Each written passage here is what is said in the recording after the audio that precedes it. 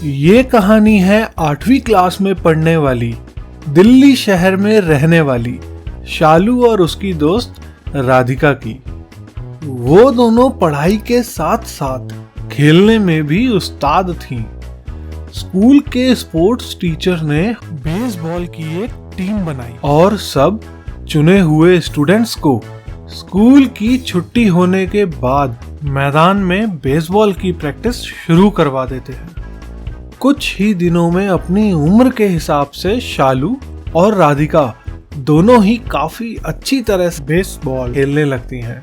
एक दिन टीचर ने बोला, तुम दोनों बहुत अच्छा खेलती हो, मैं तुम लोगों को हर संडे मैच खिलाने दूसरे स्कूल ले जाऊंगा।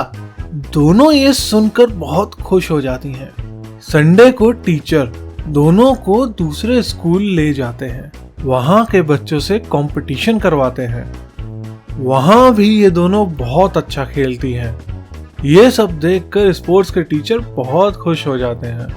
एक दिन टीचर का फोन शालू के पापा के पास आया और बोला, भाई साहब, कल से शालू को स्कूल में बेसबॉल की प्रैक्टिस करने के लिए मत भेजिएगा, क्योंकि प्लेग्राउंड में काम चल रहा है, इसलिए 15 दिनों तक बेसबॉल नहीं खेल सकते हैं। कल से अपनी किट ना लेके आए। जैसे ही ये बात शालू को पता लगती है, वो सबसे पहले अपनी दोस्त राधिका को बताती है और दोनों बहुत ही उदास हो जाते हैं। शालू को उदास देखकर शालू के पापा उससे कहते हैं, अरे बेटा, उतना उदास होने की जरूरत नहीं है। तुम अगर चाहो तो सामने के पार्क में भी जा बेसबॉल की प्रैक्टिस कर सकती हो। ये सुनकर शालू खुश हो जाती है और अपनी दोस्त राधिका के साथ पार्क में खेलने चली जाती है। खेलते खेलते शालू बॉल को इतनी तेज मारती है कि बॉल सीधा सामने वाले घर का शीशा तोड़ते हुए अंदर घुस जाती है। तभी उस घर से एक आदमी को अपनी ओर आता देख दोनों बहुत डर जाती हैं।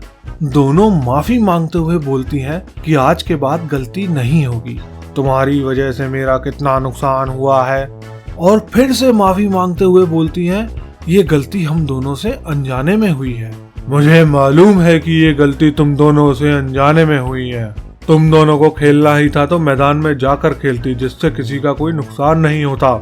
काम ऐसा करो कि किसी का नुकसान ना हो। शालू और राधिका को अच्छी तरह समझाकर वो आदमी घर भेज देता है। शालू घर पे आके अपने पापा से सारी बात बताती है। शालू के पापा बोलते हैं, अब से तुम लोग सिर्फ मैदान में खेलना।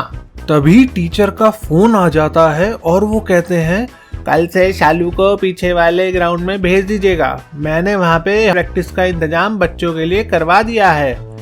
ये सुनकर शालू काफी खुश हो जाती है और अगले दिन से उसकी प्रैक्टिस भी शुरू हो जाती है।